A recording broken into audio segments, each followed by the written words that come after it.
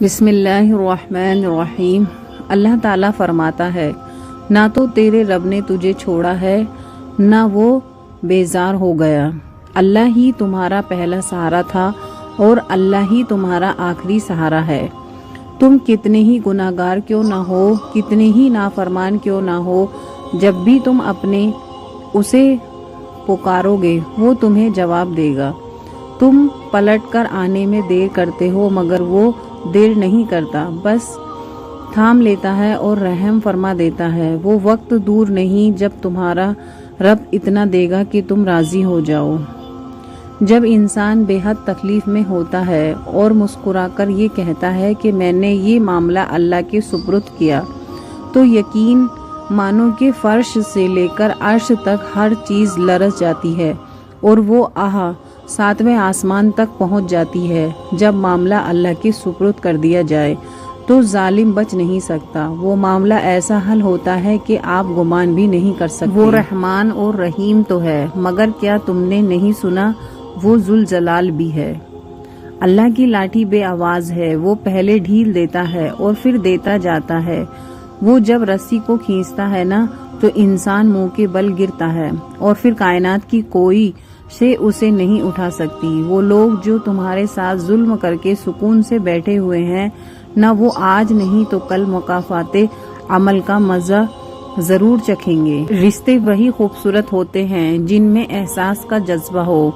ہمدردی تو ہر کوئی کر لیتا ہے مگر احساس کوئی کوئی کرتا ہے، اور یہ احساس لفظوں سے ظاہر نہیں ہوتا بلکہ انسان کے رویے اور برتاؤ سے پتہ چلتا ہے کہ وہ آپ کے ساتھ کتنا مخلص ہے۔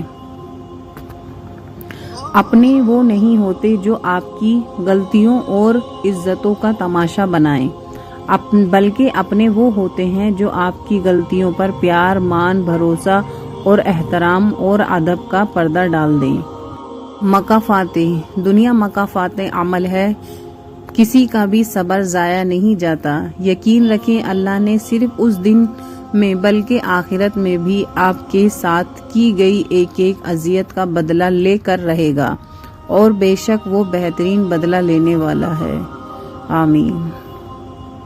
جو رشتے دار اچانک آپ کے دشمن بن جاتے ہیں، دراصل وہ شروع سے ہی آپ سے نفرت کرتے ہیں، لیکن وہ اداکاری اور منافقت میں مہارت رکھتے ہیں۔ صبر کریں، اگر آزمانے والا اللہ ہے تو آزمائشوں سے نکالنے والا بھی تمہارا اللہ ہے۔ وقت کا جواب ہمارے جواب سے ہمیشہ بہتر ہوتا ہے، اور وقت صرف اس وقت جواب دیتا ہے جب ہم کسی کی زیادتی کا جواب دینے کے بجائے صبر سے کام لیتے ہیں۔ قدرت کا ایک بہت انوکھا اصول ہے کہ جب آپ کسی کی جڑیں کاٹتے ہیں تو آپ کے اپنے درخت پہ پھل لگنا بند ہو جاتے ہیں۔ کوشش کریں کہ لوگوں کی روح کو زخمی نہ کریں، کیونکہ جسم کے زخم کی ہزاروں دوائیاں، ہزاروں طبیب مل جاتے ہیں مگر روح کے طبیب بازار سے نہیں ملتے۔ حقوق العباد کا خاص خیال رکھیں۔ کوئی غروب ہمیشہ کے لیے نہیں ہوتا اور کوئی طلوع کبھی ہمیشہ کے لیے نہیں ہوتا۔ بہترین ہے وہ لوگ جو زندگی کے عروج الجوال میں اپنے رب العزت کی رضا پر شکر گزار رہتے ہیں۔ ہر صبح کا آغاز تلاوت قرآن پاک اور فجر پڑھ کر کیا کرو، اللہ دن میں برکت دے گا اور انشاءاللہ۔ زندگی بہت عجیب ہے، ہم کسی بھی چیز کے بغیر آتے ہیں، پھر ہم ہر چیز کے لیے لڑتے ہیں، پھر ہم ہر چیز چھوڑ کر بغیر کسی چیز کے رخصت ہو جاتے ہیں۔ جو چراغ صرف اپنے لیے جلتا ہے وہ آگ کے سوا کچھ بھی نہیں، اور جو چراغ دوسروں کے لیے جلتا ہے وہ روشنی ہے اور نور ہے اور شعور کا ظہور ہے۔ زندگی میں دوسروں کے لیے آسانیاں پیدا کریں، اللہ پاک آپ کو ہر مشکل سے نکال دے گا۔ یہ دل ہی تو ہے جو بغیر روح کے سالوں سال کام کرتا ہے، اسے سکون دیں، چاہے یہ آپ کا ہو یا آپ کے اپنوں کا۔ دعا نصیب سے نہیں بلکہ نصیب دعاؤں سے ملتا ہے، اور کائنات کے سارے معجزے دعاؤں سے ہی ہوتے ہیں۔ جو لوگ کہتے ہیں کہ نیکی کا زمانہ نہیں رہا، دراصل وہ انسانوں سے نیکی کا صلح چاہتے ہیں، اور جو لوگ اللہ کی رضا کے لیے بے لوث ہو کر نیکی کرتے ہیں، ان کے لیے ہر زمانہ نیکی کا زمانہ ہے۔ برائی کا جواب بھی اچھائی سے دیں یا پھر خاموش رہیں، تاکہ آپ کے اندر کی خوبصورتی برقرار رہے۔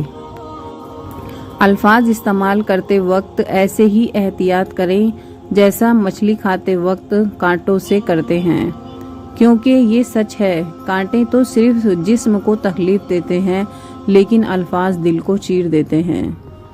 حضرت حلیمہ رضی اللہ عنہا فرماتی ہیں، میں نے گھر میں کبھی چراغ نہیں جلایا۔ کسی نے پوچھا کیا وجہ ہے؟ انہوں نے فرمایا، محمد صلی اللہ علیہ وسلم کے ہوتے ہوئے کسی چراغ کی کیا ضرورت؟ دنیا کے ہر شخص سے مقابلہ کرو، مگر جب مقابلہ استاد یا والدین سے ہو تو پیچھے ہٹ جاؤ، کیونکہ ہر ہار تمہارا مقدر ہوگا، یہی قانون فطرت ہے۔ بریلوی رحمت اللہ علیہ فتحوی رضوی میں ارشاد فرماتے ہیں، میت کا کھانا دل کو مردہ کر دیتا ہے۔ تیسرے اور دوسرے اور چوتھے یعنی سوم، دوم اور چہارم وغیرہ کا کھانا مسکین کو دیا جائے۔ برادری کو تقسیم یا برادری کے جمع کر کے کھلانا بے معنی ہے۔ موت میں دعوت ناجائز ہے۔ فتح القادری وغیرہ میں ہے وہ بڑی بدعت ہے، کیونکہ دعوت کو شریعت نے خوشی میں رکھا ہے، غمی میں نہیں۔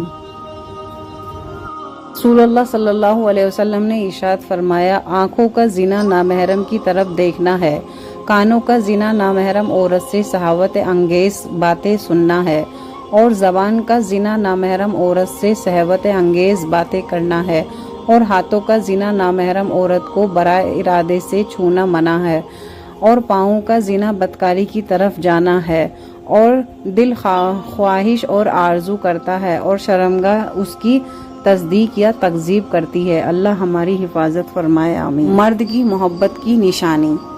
مرد جس عورت کو دل میں رکھتا ہے اس پر دنیا کی نگاہ پڑنا گوارا نہیں کرتا، مگر جس کو دنیا سے نہیں چھپاتا اسے کبھی دل میں نہیں اتارتا، اور یہی ایک کلیہ عورت کو سمجھ نہیں آتی۔ گھٹیا انسان، سب سے گھٹیا انسان وہ ہے جس کا تم سے دل بھر جائے تو وہ تمہاری خوبیوں کی نفی کرے اور تمہارا راز فاش کرے اور تمہارے اچھے برتاؤ کا انکار کر بیٹھے، اور جو بات تم میں نہیں وہ تمہارے بارے میں کہے۔ ایسے شخص سے تعلق ختم کرنا ہی غنیمت ہے۔ نماز فجر۔ حضرت علی رضی اللہ تعالیٰ عنہ سے کسی نے پوچھا، میں بہت کوشش کرتا ہوں کہ صبح نماز پڑھوں پر اٹھا نہیں جاتا۔ حضرت علی رضی اللہ تعالیٰ عنہ نے ارشاد فرمایا، یہ نیند کی وجہ نہیں بلکہ تم جو سارے دن میں گناہ کرتے ہو وہ تمہاری گردن میں توق اور ہاتھوں میں ہتھکڑیاں اور پیروں میں بیڑیاں بن کر تمہیں اٹھنے نہیں دیتا۔ اللہ ہمیں بھی فجر کی نماز پڑھنے والا بنایا۔ شوہر کو ایسا ہونا چاہیے جو بیوی کے ساتھ بے تحاشا جھگڑنے کے بعد، اپنا سارا غبار نکالنے کے بعد بھی بیوی کو ہنسا کر سینے سے لگائے اور کہے، اچھا لڑ لو جتنا مرضی چاہے لیکن کبھی چھوڑ جانے کی بات مت کرنا۔ حضرت علی رضی اللہ تعالیٰ عنہ نے فرمایا، جتنی چاہے عزت کر لو اور جتنا مرضی خیال کر لو، کم ظرف لوگ آخر اپنی اوقات دکھا ہی دیتے ہیں۔